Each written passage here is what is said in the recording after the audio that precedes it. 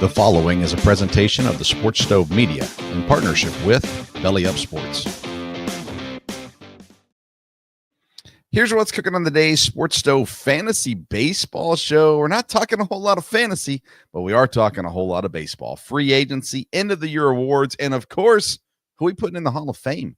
That's what's cooking on today's Sports Stove Fantasy Baseball Show.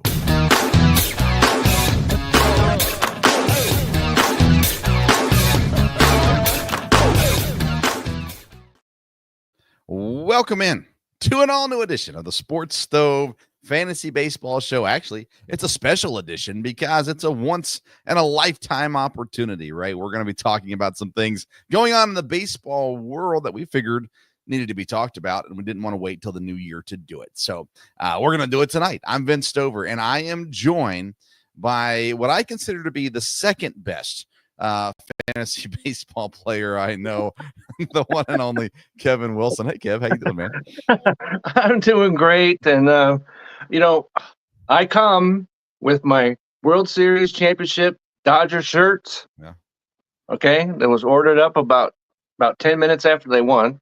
So, they won, so I'm good here, and I'm glad we're doing some baseball because I'm missing it. And I'm sure some people out there are missing it. I did a show with Brent where we recapped the World Series, and that's over 3 weeks ago now. Yeah. And so my blood needs some baseball rejuvenation. And so I'm glad we're talking about it and glad to be here as always. Definitely. So basically what happened is season ended, and I moved on to football, of course. Basically, as soon as the Brewers were eliminated, I moved on to football for the most part. And but then we started getting into the guys starting. We see some player movement, and for the Brewers, Willie Adames which I knew all along he wasn't going to be back in Milwaukee, but that kind of got my blood moving a little bit. And then the Hall of Fame ballot came out, and I was like, we got to talk some baseball. There's enough things happening. We're not going to do this regularly until the new year, but nonetheless, I thought it would be fun to get on and chat. We got plenty of things to talk about. End of the year awards were finally announced. Not a whole lot of surprises there. But now we got some free agency movement. I'm excited to talk about some of that. And then again, the Hall of Fame is something we definitely want to discuss also. But when we come into the new year, actually starting now, but when we come into the new year, we've got some new sponsors and a returning sponsor as well to our program. Our returning sponsors, Righteous Felon Jerky, and man, we appreciate them. They've been a supporter of the program now for a while. Best jerky in town. I mean, the flavor's great. The texture is the best textured jerky I've ever had. And it's very affordable too. So righteousfelon.com. If you use the promo code STOVE15, don't let it fool you. It's going to get you 20% off right now on the website. So even though it's STOVE15, I didn't want to change the code yet because it might go back to 15. So we're going to keep it at STOVE15, but you're going to get 20% off. Great stocking stuffers. If you like to pass out something at work for Christmas or something like that, it really is a great gift. So check that out, righteousfelon.com, promo code STOVE15. Then we've got two new sponsors this year. VidAngel. I'm excited to partner with them, actually. I've read up on VidAngel a while back. I've got kids in my house right now, and what VidAngel does is it has the shows and the programs and the movies, but it filters out the language. You can kind of set your own what you want it to filter. It can filter out violent or extreme violence and nudity and things like that. So VidAngel is an awesome product. It's a great way to make TV time, family time again, because there's not a lot of great family programming these days. So if you go to vidangel.com, if you use the code STOVE, you're going to get you're going to get a few different options. Once you're on there, it's going to give you a discount. You can get a free trial there for a little bit as well. Or if you sign up for your subscription as well, it's going to give you a little bit off there also. So enjoy that for sure. I'm excited to partner with them. And actually, we have never signed up for VidAngel. We had talked about it, discussed it, and now we're going to. So excited to be a part of that. And then Pet Friendly joins us as well. Typically, we'll break these sponsors into segments.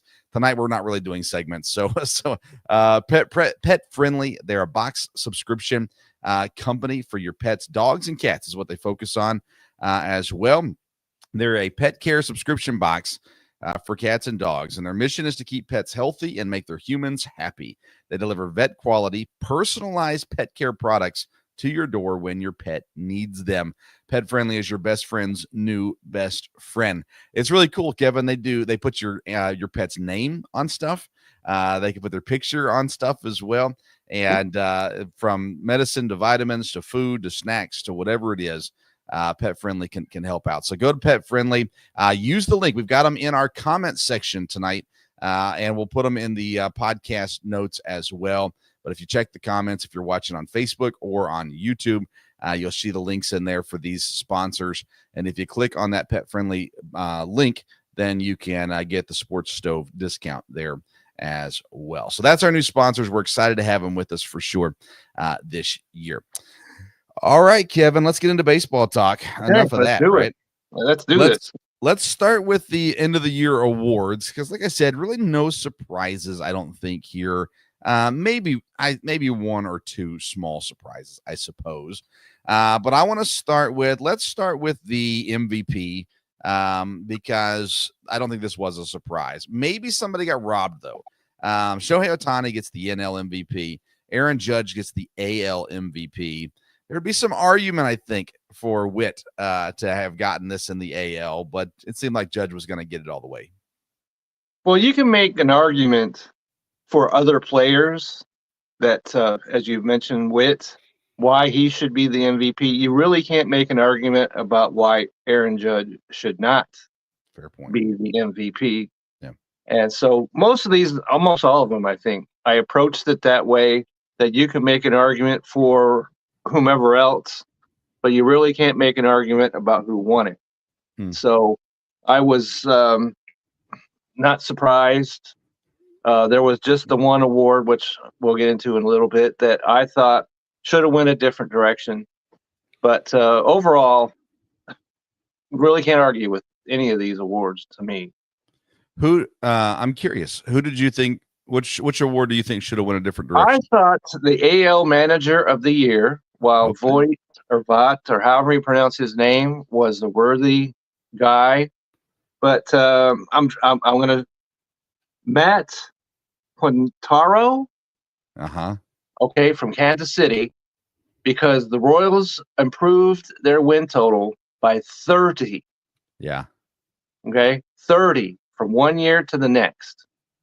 And so when you improve your win total by 30 in 1 year, that's pretty much puts you at the top of the mountain, I thought. So I thought it was interesting that all the finalists were from the AL Central.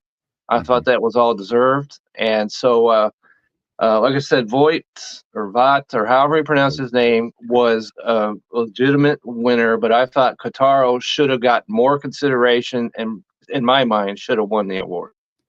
Yeah, I could see that. I think what Cleveland was able to do at the top of the division and in a really talented top of the AL as well, and just kind of stay up there and where they finished was impressive, because I didn't have them finishing that high. I had them finishing, first, but not necessarily the way that they did at the same time. So I think that's a fair argument. I think that same with Witt, right? It's kind of the same argument there for sure. And of course, I'm all for Pat Murphy winning in the NL. The Brewers. There's no question about that, because if you go, that's your guy, of course. Yeah. But when we were discussing the NL Central, we did not have Milwaukee running away with that division, and I didn't have them winning the division. Right. And so we discussed, ad nauseum about the Cubs curse and everything else, and he followed that whole scenario up in Milwaukee and got the Brewers. They won the division. They not only did they win, they blew the doors off the other teams, and so I had no issue whatsoever with him winning that, giving everything that he had to put up with and the injuries that he had to put up with, and he kept them focused the entire way. So Murphy, good on you. Here's the argument for the manager of the year for both of these guys. Milwaukee, coming into the year, their win total over under was 77.5, and they had 93 wins. For Cleveland coming into the year, their win total was set at 78.5, and they came in with 92 wins. So both of them exceeded really the Vegas's thoughts for win totals by pretty much the same amount. Kansas City was 73.5. Obviously, they exceeded that as well. But it kind of appears that Cleveland exceeded it higher than Kansas City did. So that would be my argument there. Either way, I don't think it could have gone wrong. No. Like I said, all these guys that won the award deserved it. Yeah, no question. And but you can make an argument, like I said, of the guy who finished second, but you can't argue against who won it. Yeah, agreed. Cy Young Award to Tarik Skubal, which was obvious, I think, in the American League. Chris Sale gets it in the NL. He also got some MVP votes, by the way, as well. Any issues with Cy Young Award? No, as I was explaining, to my wife that 'cause they both won the pitching triple crown in their respective leagues, and no pitcher that has ever done that has not won the Cy Young Award.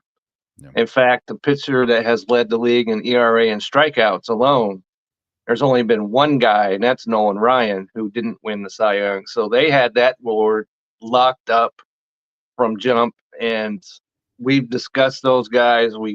Who was the best pitcher in fantasy, and went round and round because it was just that close. And so I thought both of those guys should, and Tarik Skubal was unanimous. There's really no one else in the American League that came close to him.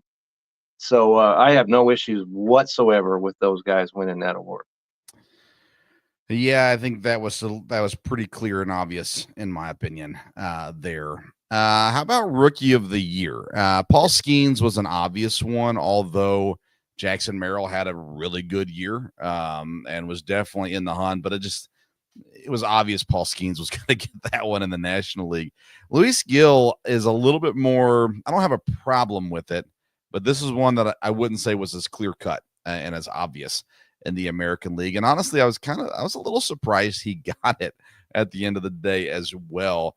Don't have a problem with it. Cowser, had he been a little bit more consistent, probably could have pulled that off. Mason Miller made a run for it at one point in the year as well. I would have considered him for sure. But your thoughts on Rookie of the Year winners, Gill and Skeens? Well, as far as Gill is concerned, if he was in the National League, he'd finish probably fourth in my mind. That's how dominant the National League rookies were. And we discussed this also about Paul Skeens and Jackson Merrill. And you can't argue against Paul Skeens, of course. I thought that Jackson Merrill should have gotten more consideration because he got 7 first-place votes, and that was it. I thought he should have gotten more. Anybody, because Paul Skeens was a guy that we knew was going to arrive at some point. Who had Jackson Merrill before the season began? I know you had him like 2 days into it.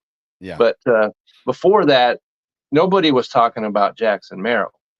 Right. And the fact that he went from shortstop to outfield and played it flawlessly the entire way, gave him big hits, he should have gotten way more consideration, I thought. But Paul Skeens came up in May, so that was early enough to me, and he got enough action, and the Pirates didn't shut him down in the second half as I expected that they would.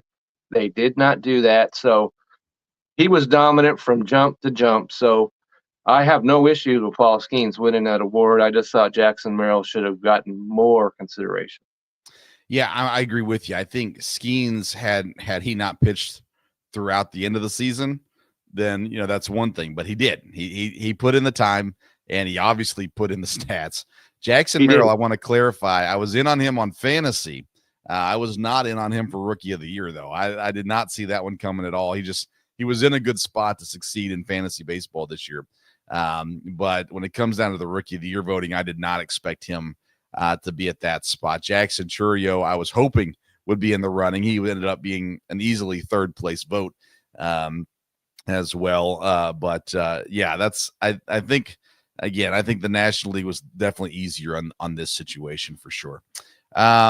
Executive of the year, we'll mention Matt Arnold in Milwaukee. Again, what they did this year to make things work was truly incredible. I know I'm a Brewers fan, so maybe you take it or leave it, but impressive. And now what they do this offseason is going to really test whether or not he's a great executive or not, because there's a lot of work to be done in Milwaukee this offseason. But congrats to him on that one.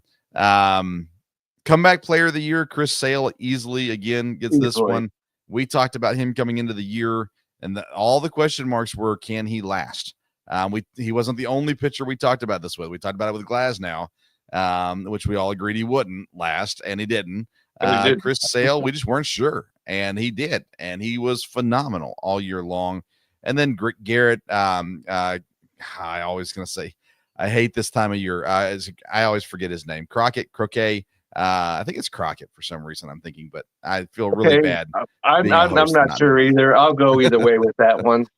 And for a White Sox to win an award, it's an amazing. It shows you how good he is. Right, and he won that because he was coming off injury, of course, and he came out gangbusters. Then he was shut down from July on, and so that kind of darkened that just a little bit. But to come back from injury and pitch the way he did, can't argue with it as far as him winning that award. So it's going to be interesting to see now that he's a year removed. How do they approach that coming up in fantasy and in real life? So I'm not sure if this is a fantasy show, but I'm not sure I'd be ready to jump in with both feet when it comes to him just yet. Yeah, crochet is how you say it. And it's like what your grandma does. Yes. Crochet. A shawl or an Afghan or whatever. Okay. Exactly. Yep. Okay. So yeah, congrats to him. And of course, his name is hot right now on the trade market coming into the off season. Let's see here. First team MLB, all MLB. I love that Contreras got the nod here at catcher, William Contreras. Vlad Guerrero gets first base. Ketel Marte second base. Witt gets shortstop. Ramirez easily at third base. Judge, Soto, and Betts at outfield. Should Betts be here at outfield? I don't think so because he didn't play enough games out there. He's definitely one of the best players out there, and his versatility speaks volumes, but I don't think he played enough. You could put him maybe in a utility spot. Yeah. Okay. Yeah. But as an outfielder, there's no, I'm not buying it. He's a great player. There's no doubting that. But yeah, I didn't think there was enough time at outfield for him this year. No, because he played for this one. Shortstop most of the way. Yeah.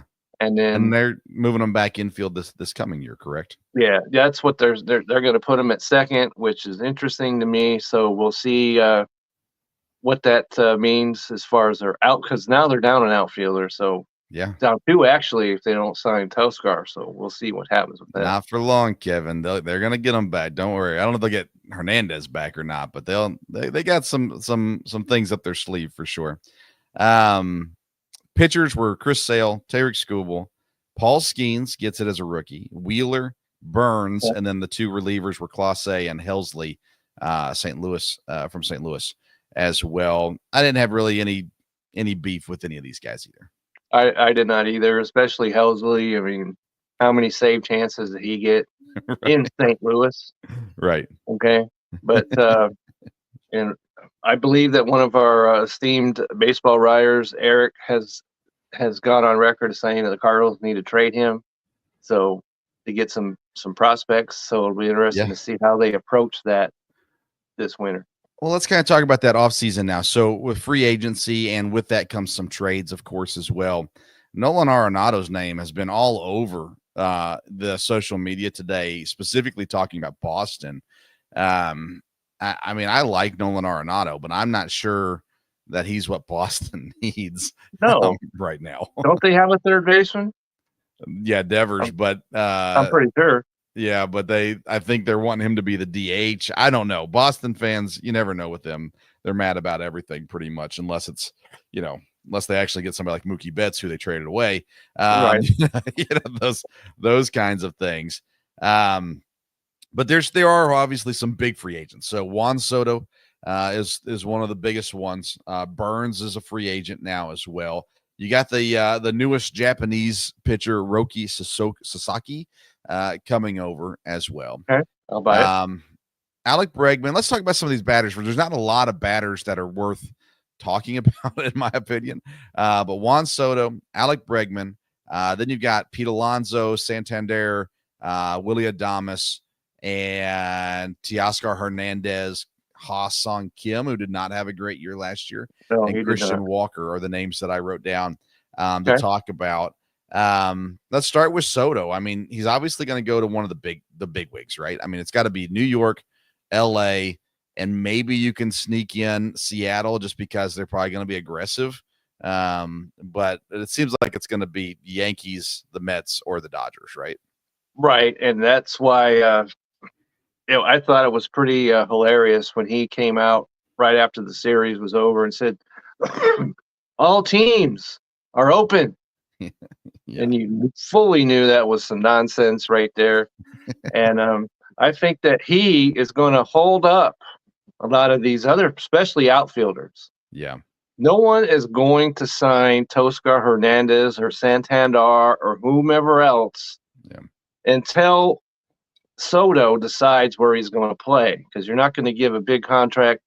And I might add right here, because yesterday I saw this announcement on Facebook that Toscar Hernandez had signed a 5-year deal with the Dodgers.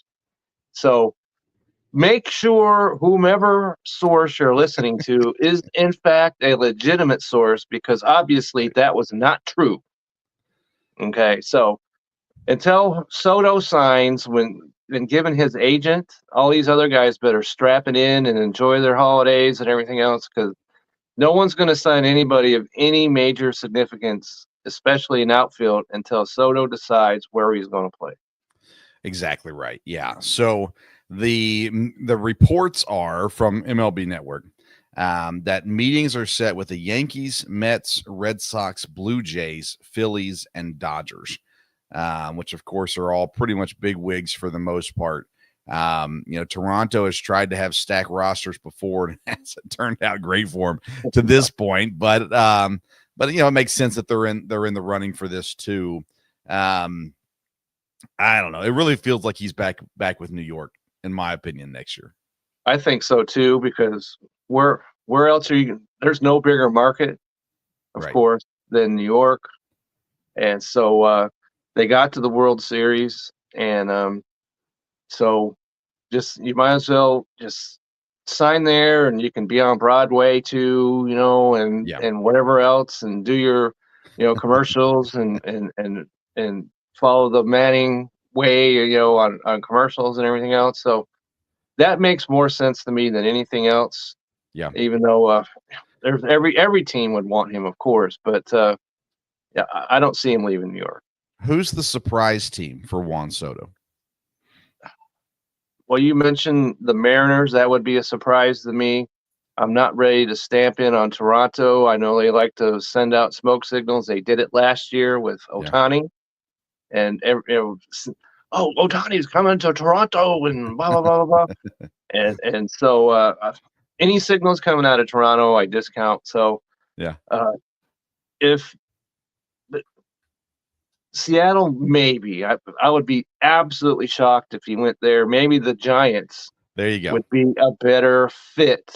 There you go. All the way around for him. The Giants have proved that they're willing to write the check.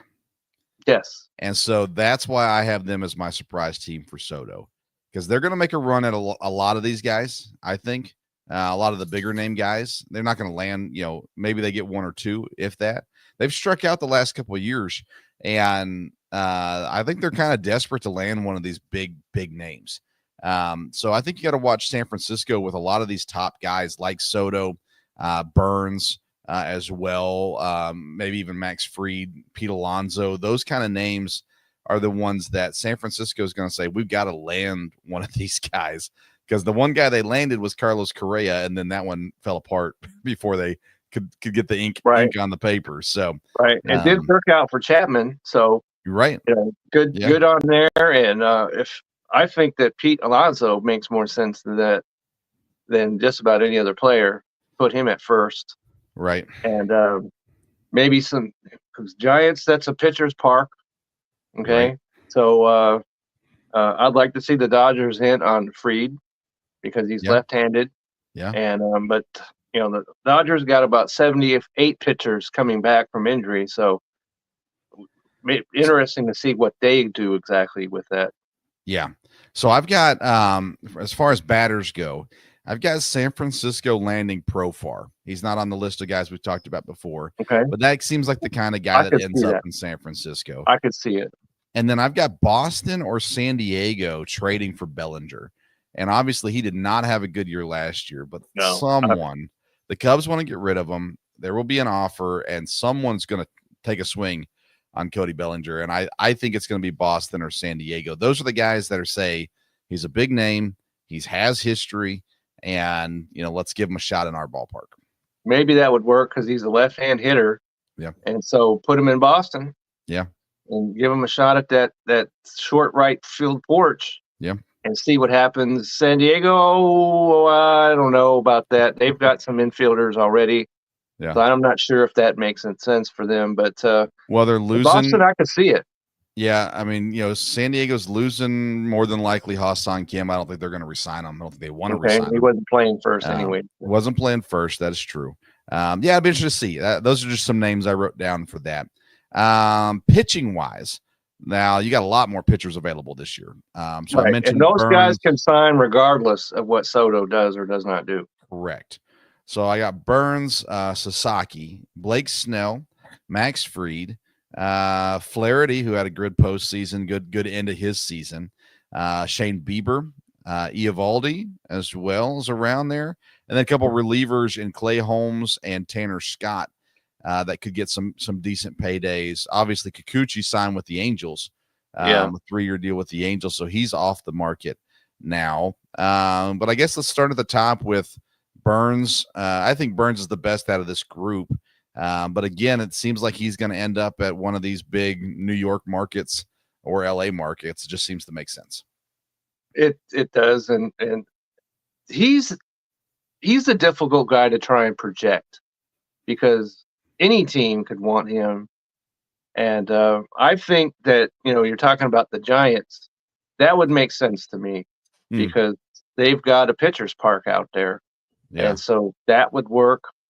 And so he could just as easily stay in Baltimore. I'm sure that's what Baltimore wants after they made that trade and everything else. And it worked for 1 year. And if they lose him, then that kind of sets them behind, I think, a lot. So I think they're beating the drum the most for him. Whether or not it's going to work, we'll see. There's a connection with the Mets. The GM was the Brewers GM for many years. Now, granted, they never got things done in Milwaukee, but that was more the owner than the GM, I think, as well. So I think the Mets are a high probability here for Corbin Burns this year. I think Baltimore is definitely still in that running. Boston's going to be in the running for all these guys as well, just because that's just what they got to get some names as well. But yeah, I still kind of lean towards the bigger markets for Burns. He's not going to go to a small market team. No. Max Fried's an interesting one though, because his name is popular. A lot of people are intrigued by him, want to get him around. I don't know. What are your thoughts on Max Fried and good fits for him? What I like about him is that you don't have to worry about, well, if any pitcher you need to worry about injury, but he's not as injury prone as some of these other guys have been. And he's left-handed. I really like that. So there are any team that could use a left-hand pitcher. I wouldn't mind it if he did sign with the Dodgers. I think that would be a good fit. Because Dodger State is a pitcher's park as well. And so I kind of see him winding up on the West Coast somewhere. And it's interesting because you haven't heard the Braves really. You're right. Even though that's where he's pitched his whole career up till now.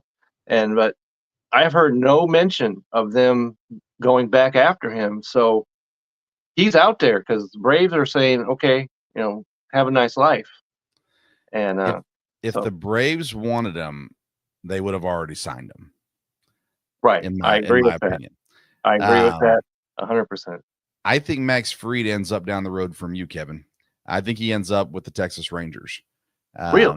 Okay. I think it matches what they've done the last couple of years with the signings that they've made at pitcher. He's still young enough that it's not like signing Scherzer, those kinds of things. He's 31, and I think that's where he ends up. I think he ends up in Texas. Okay, because Nathan Eovaldi, as you mentioned him earlier, is out there. Yeah, and when free agency first began, there was some writings about Texas bringing him back, but since then, I have heard absolutely nothing. Yeah, about the Rangers and him. And so, if the Rangers want to even try and contend, they need some pitching because these guys that, as you mentioned, Scherzer and are all 45 years old, and so they're going to need some guys that are younger than that. So yeah, that would make sense since now they play in that new ballpark. The old ballpark was a nightmare for pitchers. This one is not. Right. And so he could be in the running for here as well. I think you could see a swap. I think Eovaldi could end up in Atlanta. And I think that Fried ends up in Texas. Eovaldi's that kind of guy, though, that can end up almost anywhere. He could end up in Detroit. He could end up with the Angels. He could end up in Milwaukee. I mean, he could end up in Cincinnati. Like, to me, he's the kind of pitcher that can end up pretty much anywhere. And with that, Shane Bieber, I think Bieber ends up more in a bigger name, bigger market, a New York or a Los Angeles, even a San Diego, as well. Because I think there's enough there. He's not going to be your number one guy, but if he's your number three, you're ecstatic that Shane Bieber's your number three pitcher, in my opinion, at least. I don't know. What are your thoughts on that? I agree with that. And if one of those things, though, because he kind of pitched in obscurity, a little, even though they won a division, he still pitched in the postseason. But if you were asking anybody to name the top starting pitchers out there, Shane Bieber's name would not, even though he was on my fantasy team. So yay me. But so if he goes to even though if he's number three, let's say in San Diego or wherever, and he goes to a bigger market team, then you've got to be willing to deal with everything that goes along with that. So, and we've seen that where other guys have, especially if they gone to the New York and just melted down because they just couldn't handle everything that went with it. I'm not saying because I don't really know him, other than what I've read and everything. But sometimes pitching for a team like Cleveland, they made the postseason, right? So I think that's the best fit for him. It's a situation like that. So if he goes to one of those bigger market teams, we'll see how it works. And he's going to be the Robbie Ray of this year, where he's not going to play till the middle of the year, coming off the Tommy John. And so maybe he goes to San Francisco. Maybe they do what they did with Robbie Ray last year. San Francisco's that team that has to be in every conversation because they'll throw a couple extra bucks at somebody that just to get them.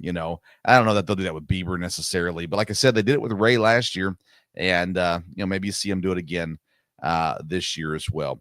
Any other free agent guys you want to talk about before we move on? Briefly, just what do we think of what's going to happen with Blake Snell? Great point. Yeah. Okay, give me on a confidence scale of 1 to 10. How confident are you that Blake Snell returns to close to Cy Young Blake Snell? I'm going to say 5. Yeah, I think that's probably fair. Yeah. Yeah. So that means he ends up in these places that we've been talking about. The guys that wanted him before and the guys that got him before. So San Diego, San Francisco, throw in Detroit and Texas, as teams that, why wouldn't they take a shot? I don't see him getting a Yankees or even Mets deal. No. He's more going to be on that second tier of teams that are looking for maybe Houston. Maybe With Kikuchi gone, maybe Houston, but I think more in that San Francisco, San Diego, Detroit, Texas, kind of in that realm of teams. Right, because you're definitely taking a shot. It's one of those, well, you don't know. Right. Because let's face it, he came out of the gate flat, about as flat as you could be. He pitched better later on, but as far as having confidence in him, I do not. Right. Yeah. I think 5 is probably, I might be pushing that a little bit because he's not 24. Okay. Right. And so if I'm a team, especially because he's another left-handed guy, if I'm looking for a left-handed starter, no, you go see somebody else. I'm going with Freed. I'd go with him. Right? Like it was doesn't make sense for him to go somewhere else. It was unfortunate for him because we talked about him as well. We thought, okay, here comes the breakout season. Well, the breakout season was broke down for him. It came at a very unfortunate time for him. So it did. He turned down the qualifying offer from Houston, which I guess makes sense. Yeah. I might have taken that and then see if I could go out there and improve myself. But he works in Houston. It's worked for him. So that ballpark works for him. So that makes sense to me. So Houston, get that done. We had a trade this past week. Jonathan India and Joey Weimer go to Kansas City for Brady Singer to Cincinnati. That feels like a win-win trade to me. I like kind of it for both teams, honestly. What about you? I do, with just the one caveat, because you got two guys, because you got India who went from a hitter's park to a pitcher park. True. Then you've got Singer who went from a pitcher park to a hitter. So if you can stomach Singer with a 4+ ERA, maybe that could work. So it gives you innings, maybe a plus 450 ERA. In Cincinnati, maybe that works. Yeah. And so, you put India over there at second, and you've got one of the best young player. Let's be honest about this. You got the best young player playing next to him. Maybe that gets him fired up. So there's some potential on both sides of this for both of those guys. So we'll see how it works out. Just the ballparks that they're going to give me a little pause. The only qualifying offer to sign was is it Nick Martinez in Cincinnati? And he gets $21.5 million. So I see why he did it. I can't find the stat now, but it was something like 2 or 3 qualifying offers have been signed in the last 15 years, something like that. Something like that. Jordan Montgomery, after Arizona the owner said, well, we don't want him. Yeah. Well, you got him for $21 million. And that makes sense. Yeah. Because he completely came off the rails. Yes, he this did. year. And so him hitting the free agent market again would not have worked. So now he'll sign a deal and have the entire offseason to prepare and everything else. So I kind of like him. I liked him when he went to Arizona last year, not knowing it was going to crash land like it did. So I think that's a deal that makes sense to me. I think he's going to have a good year. Okay. Any other players you want to talk about before we move on to the Hall of Fame? I think that pretty much rounds it up. Okay. A quick reminder before we get to the Hall of Fame, check out the sponsors. In the comment section of the show tonight are all the links to these sponsors, righteousfelon.com. Use the promo code STOVE15. You're going to get 20% off your purchase there. VidAngel, use the promo code STOVE at checkout. You get a free trial or If you sign up for a subscription, get a little discount there as well. And then pet friendly dog and cat supplies. And use the link in the comment section here and in the podcast notes. You're going to get a discount there as well. Hall of Fame. So I pulled up the Hall of Fame ballot today. I was at a lunch meeting. Okay. And was sitting talking with a guy, and we pulled out the ballot and we looked through it and went through it. And I said, man, there's a lot of names on here that I like, but I'm not sure there's a lot of Hall of Fame names on this ballot. Right. So here's how I want to do this. First of all, let's just agree that Ichiro Suzuki is a Hall of Famer. He is. And the fact that, because they're talking about that he could be potentially the first position player to be unanimously enshrined. Mm-hmm. And with all the players that have ever come down the highway, I just, the Hall of Fame balloting is one of the more intriguing things, because you've got guys that Aaron and all these other guys didn't. It was like, a tradition. Yeah. I don't know if they did a secret poll before the game or pulled straws or whatever it was. Okay, you don't vote for him. Yeah. I thought that was rather ridiculous the whole way, but yes, he's got 3,000 hits, 10 gold gloves. He's got a tremendous arm. So he holds the record for the most base hits in a season. Yeah. And only the second player ever to win an MVP and Rookie of the Year in the same year. So wherever you look, he is a certified Hall of Famer, first ballot. Everybody vote for him and let's get this done. Yeah. So he's a lock. I don't think there's any question about that. Everyone else, there's going to be some conversation with. Right.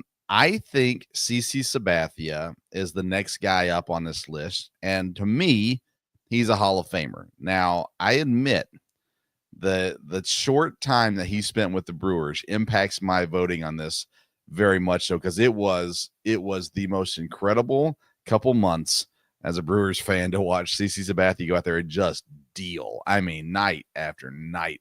It was incredible. He's had a great career everywhere that he's been. And at the end of the day, I think he deserves to be in the Hall of Fame. He would get my vote. Does he get your vote? Well, when I first looked at this and all the accolades that he has and everything else, and he's, one of 15 pitchers that has pitched, 3,000. He's got 3,000 strikeouts. And he's got 250 wins. Only 15 pitchers have ever done that. So if you're 15, one of 50 that's ever done something, yeah, in 140 years, and that you have to pay attention to that. Yeah. But then when I looked at the final thing, he's got only 162 wins. Mm. So that kind of amazed me. So I think that he's a Hall of Fame level player. First ballot, I'm not too sure. Yeah. So it's going to be interesting to see what happens with him. I wrote that down. Let's see. 3,000 strikeouts. Yeah. And so and it was interesting because I was reading that same thing that when he was with the Brewers.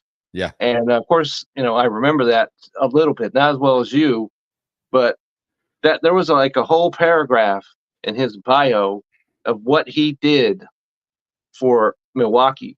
Yeah. Okay. Got them into the postseason that year, including, what was that, the final day of the regular season? Yes. And it was win and you're in. Yep. Or not. Yeah.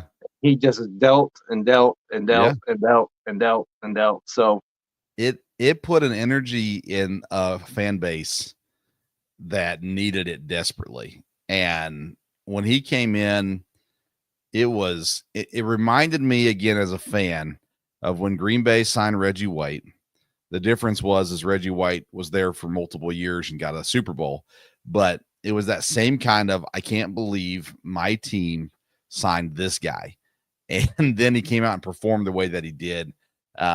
Brewers fans are forever grateful to CC Sabathia and what he did in that brief time. And so, yeah, it definitely influences me some. The wins, yeah, I can understand why people would be, well, I'm not sure, I don't like going through, well, is he a first ballot? Is he a second ballot? Is he, whatever. Right. If you're a Hall of Famer, you're a Hall of Famer. I agree with that. We're doing that with Eli Manning right now, and it's like, listen, he's either in or he's not. Who cares if it's the first time or not? And I was wrong, because I don't know where I come up with his 162, because he's got 250 wins. Okay. Yeah. So that's where he's the 15th pitcher in Major League history to have 250 wins and 3,000 strikeouts. There's only 3 left-handed pitchers that's ever done that. You want to take a stab at the other 2? Oh no. Randy Johnson, was he left-handed? Yeah, yes, he was. Yeah. That's one of them. Oh boy. Give me the other one. And Steve Carlton. Okay, yeah, I wouldn't have got that one. Yeah. I would never have got that either. But 3 left-handers in Major League history that have 250 wins and 3,000 strikeouts. So, and then, like I said, that this whole thing right here went to the Brewers. He made a late season push, pitched a 1.65 ERA and 17, starts for the Brewers, and he struck out 7 bidders in a complete game victory on the season's final day to help Milwaukee punch its ticket to the postseason. So, yes, I'm going to come around. Yes, he's a first ballot Hall of Famer. So okay, so we got 2 guys in, Ichiro 2 guys and CC. Right. All right. Do you have anybody else that you're putting in? I'm putting in Billy Wagner. Okay, me too. Yeah. Okay. And because he had 73% of the vote. Yeah. And it's really a last chance, right? It is. It's the 10th. And I was reading this, and there's like 8 pitchers, relief pitchers, and that's all that's in the Hall of Fame. Okay, that's amazing to me, given how relief pitchers have dominated. Yeah. Ever since the days of Dennis Eckersley and all that up till today, where you've got starters that do 5 innings, and that's all the more you're going to get out of them. Yeah. And so. Yeah, that is going to change. There's going to be a whole lot of relievers. And he was about as dominant a relief pitcher as you'll see. Yeah. And so I think he should be in. He should have been on already. And so those 3 guys to me are in. And I know you can vote up to 10, which I think is kind of hilarious, because there's never, in my opinion, been 10 guys on a single ballot deserved to be in the Hall of Fame at one, on 1 year. But it's coming. It's coming. It might be coming. Yeah. Given who, the ages of some of these players now and stuff like that. But maybe back in like when they first did it and they had guys, Babe and all those guys like DiMaggio and, but most of the players, when you look at this, you're like, what are you even doing here? All right, well, let's talk. I got 2 more guys that I vote for. Okay. If I got a ballot, I would put King Felix in there. Felix Hernandez. Okay, he's the guy I'm confused. He's got 162 wins. That's who's got 162. Yeah. I thought he would have more than that. Yeah, that makes sense. So I'm not sure I'm on board with that just yet.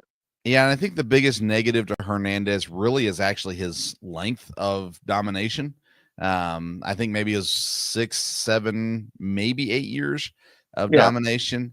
But I think what he did and how he influenced the game at his peak was important. And so I'd put him in. He'd get my vote at least. And then Andrew Jones is the other one that I think when you go back and look at just how good he was, and he was so good defensively. Some of them people say he's the best of all time. That I would take exception with. I would have a hard time saying he was the best of all time, but if he was an outstanding center fielder, and 434 home runs as a center fielder is his calling card. Yeah. The problem is with the Hall of Fame is we look at the stats and we don't always fully give credit for the fielding.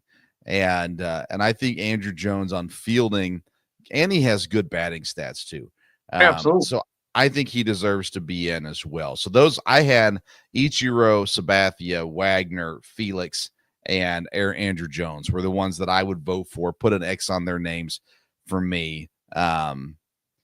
But you know what you said about this ballot, Jimmy Rollins, Chase Utley. Okay. Ben Zobrist. the one that really cracked me up, okay, was Russell Martin. Russell Martin, yeah. Okay. He's eligible. He wasn't even an all-star level player. So what in the world is he? No. As soon as you say no offense, you're making an offense. Right. I know this, but he had a fine career. He was a fine catcher, but come on. I'm a little surprised that K-Rod, Francisco Rodriguez, is not getting a little bit more love in these Hall of Fame talks. And I looked it up and I was like, because originally I put him on my list as well. But I ended up backing off of that a bit, but I am a little surprised that he's not getting more love than he's getting. I agree with that because I was in Southern California when he, of course, came up and pitched the Angels in the World Series. That's where he pretty much made his debut. And nobody made a bigger mark on a World Series than he did. Yeah. And so, as I recall, he has the record for the most saves in a single season. I believe he still has that. He might. That may or may not be true. We could do some real-time research here. Here's some things he does have. 2-time AL Relief Man Award, Rolaids Relief Man Award, 3-time AL Saves Leader, and record 62 saves in a single season is still currently the record there as well. And for what it's worth, he's on the Brewers Wall of Honor. So there's another connection there. And maybe that's why at first I put him on my list because I just remember again he had some really, really good times. Every time when you look at list of guys that are going to make it this year, his name does not pop up on those lists. And it's not even like part of the conversation at all either. And that just surprises me because I mean, from basically 2005 maybe through about 2009, he was the best reliever in the game. And again, maybe that's not long enough dominance, but maybe not. Saw him with the Angels, the Mets, the Brewers, the Orioles for a year, or part of a year, then back to Milwaukee and then Detroit to close out his career. I don't know, man. I felt like his name should at least get a little bit of love in this process. I had not thought of that, and I did not know till you just mentioned it. He was on the Brewers Hall of, what is it? The Wall of Fame? Wall of Honor. Wall of Honor. Yeah. Okay. And I know that Trevor Hoffman's name's on there. Yes. And man, there've been some good relievers come through Milwaukee. There has been, and I saw Trevor Hoffman pitch when he was on the Padres, and nobody had a better entrance ever. Yeah. We could talk about the Sandman or whatever else that Mariano Rivera played when he came into a game, but when those bells and the Mets, is that what that didn't he have a song that played when he came in? Isn't that what it was? Yeah. Okay. But the current Mets closer that has the trumpets, that's pretty fun. That is pretty fun, but because Trevor Hoffman would come in and they'd start playing Hell's Bells. Yeah. And they would start ringing and everybody just go crazy. And that's one of the I experienced that once. No one's been better than Wild Thing, but that wasn't real, so it doesn't count. No, it wasn't real because he was actually, wild. Yeah. All you have to do is look at Joe hitting the home run. Yeah. And that's pretty much it right there. So So we're not seeing a lot of guys getting through on this ballot, but again, you start seeing in the next couple of years, MLB.com has a article out about how good the next 3 or 4 years are going to be on the ballot. And you look at these guys, these Jimmy Rollins, these Carlos Beltrans, Curtis Grandersons, like it's going to get harder and harder for these guys to get votes because the ballot's going to start filling up with some really, really talented guys. You got Pujols, just for an example. Yeah. Even though when he was with the Angels, he stepped way back, but that first 11 years measures up with anybody's in the game.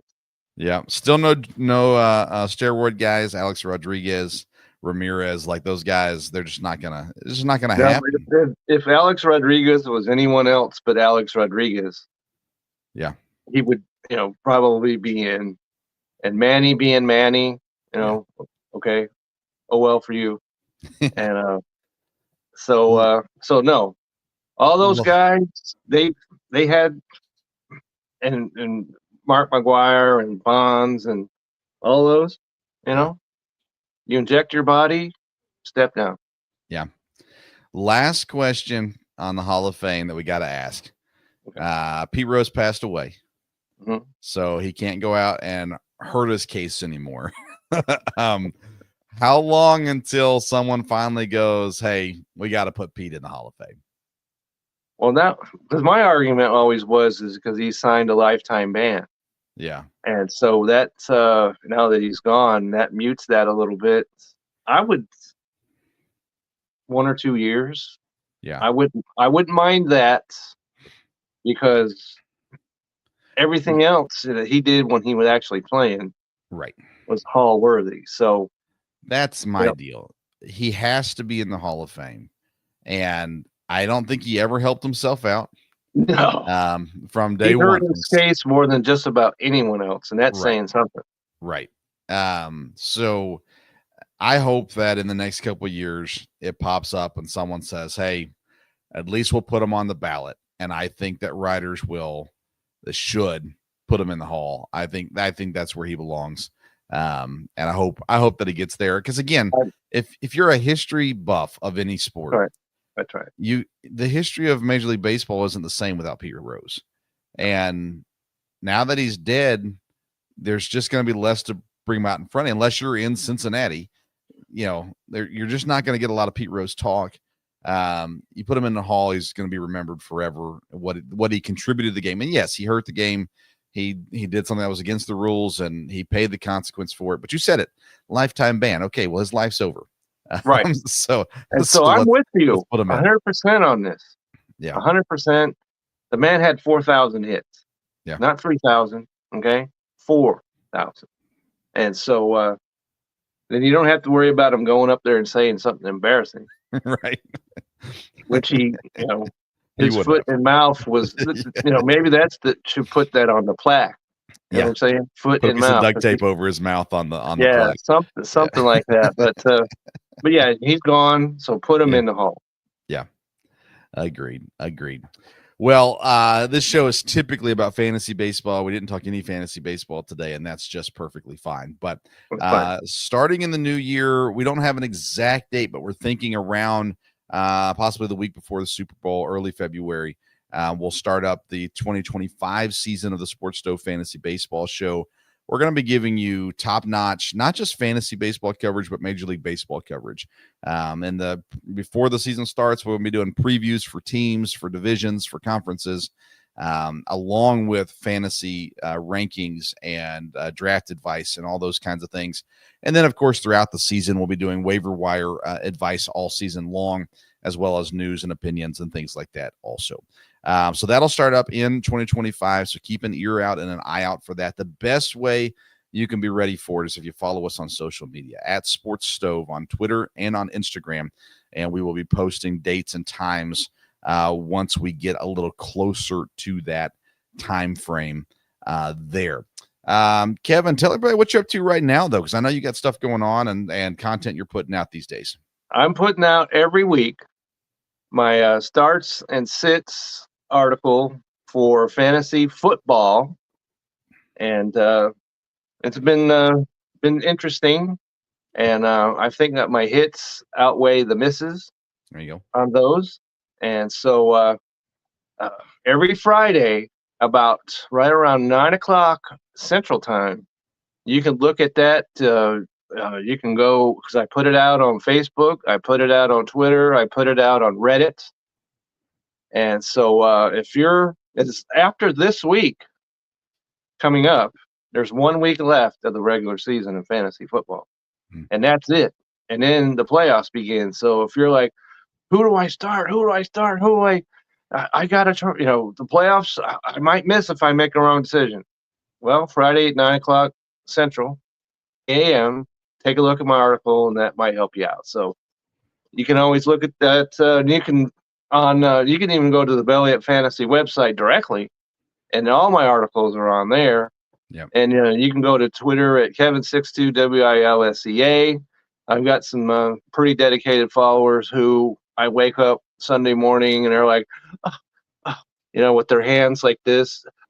Give me some advice, or who do I start? And I'm glad to do it. And so if you have any questions, comments, concerns, shoot them on my way on Twitter, and I'll be happy to help. There you go. He is the fantasy guru over at bellyupfantasysports.com. And make sure you're checking out all of Kevin's stuff there all throughout the year, of course, year round. I admit this has not been my year in fantasy football. One league, I think I only have one win. It's been a rough go in that league. I'm 7-4 or something like that in the other league. So I'm still doing okay over there. But yeah, it's been a tough go of things for me this season, needless to say, in fantasy football, but that's okay. I don't talk a lot of fantasy football. I do talk a lot of NFL, though. Me and Dad, usually on Wednesday nights, not this week because of holidays and travels, but me and Dad have the Sports Stove Football Show. You can catch it on the Sports Stove Media YouTube channel or wherever you get your podcast. If you search Sports Stove Media, you'll see it pop up there. And you can listen there as well. We are going to do a show this week, but it'll probably be Friday. So we'll recap the Thanksgiving games and then preview the weekend games as well. From there, me and Dad are going to get to watch the Packer game together on Thanksgiving. So that'll be fun, or at least some of it. I'm starting my day in Michigan, ending my day in Ohio. So we'll see whenever we get there, we'll watch the rest of the Packer game. So that'll be a good time. A good time there for sure. And then I also do the Sports Stove Local Hour. That is going to be for this week. It's going to be tomorrow, Tuesday night at 9 o'clock. Oh my goodness. I can't believe I'm staying up that late. 9 o'clock for the Local Hour, and EKU is headed to the playoffs. And so we're going to talk about it. We've got three great football players. That. Oh man, I'm telling you what, it's exciting times here in Richmond. So Jonathan Duff co-hosts with me. He's the long snapper. And we've got linebacker Marcellus, excuse me, and running back Braden Latham going to be on with us tomorrow. And I tell people, you don't have to be an EKU fan to enjoy this show. Hearing the college athletes speak and talk about their experiences, share some of their stories are really cool. And we've got some really fun stuff coming up for the Local Hour. We're going to do some really cool shows as we're going to wrap that up by the end of the calendar year. That program will be retired at the end of the calendar year.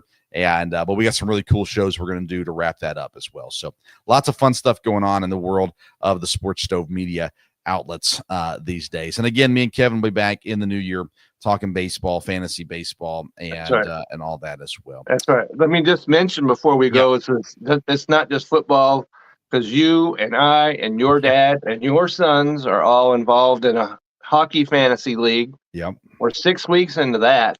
Yeah. And so if you have any issues there, you can always get with any of us there. And I'm in a fantasy basketball league as well. And I'm steaming along pretty well in that league. And so any fantasy questions, really. Reach out to Kevin. Reach out. Fantasy related. That's right. And you and your dad and your sons are all, worthy fantasy hockey, adversaries. So I still don't know what I'm doing. So don't ask me for advice on fantasy hockey, but it's been fun. It has been fun. And I'm glad that we, it was your dad's idea. Yeah. And so I'm glad that happened. And it's going well. My fantasy year has been decent overall. So I won fantasy baseball. I won fantasy NASCAR this year. Came from Yeah, behind. that's one thing. Don't ask me a Yeah. single Oh, question of no, fantasy you're NASCAR. joining next year, Kevin. You're going to be in it Okay, next year. okay. So, It was fun. that's one of those things where I'm like, I put myself in your hands when it Yeah, comes to something like that. it was a lot of fun. We had a good time with it. Long season, of course, and it was a lot of fun for sure. Football, well, we'll see. If I end up doing Yeah. well in the one league, I'm going to make the I'm, playoffs. I'm in 2 redraft leagues, and I'm 9-3 in both of them. So Nice. if you're wondering if I, per chance, know what I'm talking about, Yeah. maybe I do. Yeah, for sure. For sure. All right. Well, that's it for tonight. I appreciate y'all tuning in. Those that tuned in Yeah. live, with several people pop on during the program. Those that are listening later as well, appreciate you jumping on and tuning in. Make sure you subscribe. So there's 2 places. Okay, let's clarify this. On YouTube, if you want to catch the Sports Stove Fantasy Baseball Show, you want to subscribe to the Sports Stove Media YouTube channel. Do that. That's where all these shows will be streamed. Do that. Then, if you're a podcast listener, you like listening to the audio, you can subscribe in 2 places. That's right, 2 places. You can subscribe to the Sports Stove Fantasy Baseball Show. You'll see the logo pop up if you search for it, Apple Podcasts, Spotify, wherever you get your podcasts. Or you can subscribe to the Sports Stove Media podcast as well. That's where I post this show, the football show, the local hour show, all go on there as well. But if you don't care about football, then just go find the Sports Stove Fantasy Baseball Show wherever you get your podcast, and click subscribe so you're ready to go when we start the season up in the new year as well. That's right. Shout out to our sponsors, Righteous Felon Jerky, Pet Friendly, and Vid Angel. The links again are in the comments of the video and Facebook and on YouTube, and then they'll be in the notes for the audio version as well. And always shout out to Belly Up Sports and their support of the guys there, Mike Blaine and the whole crew over there as well. And of course, Kevin, I appreciate you, man, coming back on. And It's my pleasure. Relatively last baseball, minute. I'm home. I'm here. Yeah, that's right.